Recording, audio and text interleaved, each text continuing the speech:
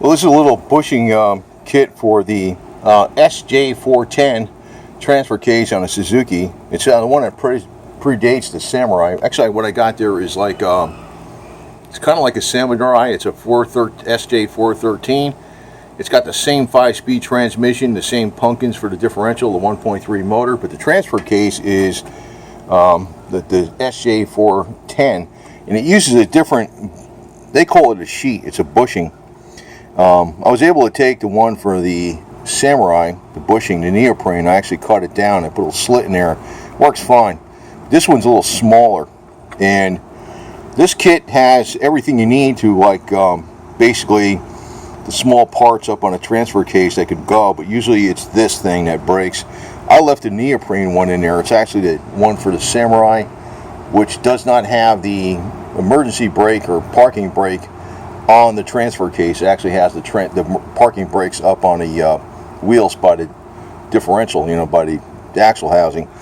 The 410 transfer case, the SJ410 transfer case, has the parking brake right on the transfer case itself, which is good in a way because you can lock up all 4 wheels, but it has other disadvantages because you really can't use that to slow the vehicle down while you're driving, at 30 miles an hour or something, because it'll damage the transfer case.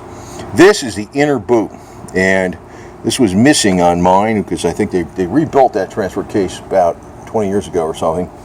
I probably never put this back on there, which is not super critical, but I got this just for that and also for this as a spare. But I think with the neoprene bushing, it'll probably last a long time. I already tested it. I cut it down. It's like the one for the Samurai.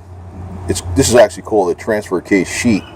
When this thing disintegrates, you'll get stuck in neutral on your transfer case and you won't go anywhere until you take apart the top part of the shifter and move the lever manually. This thing's actually pretty damn critical.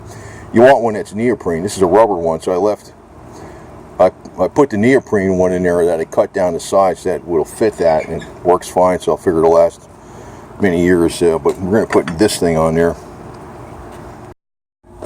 So you can see this is the the outside transfer case cover. Here's the inner one. The inner one goes way down yonder. You can see down there,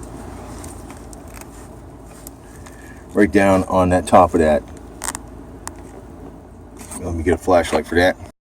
All right, you can see that ring down there on the bottom. That's where it goes over. It's like it's a steel gray colored ring.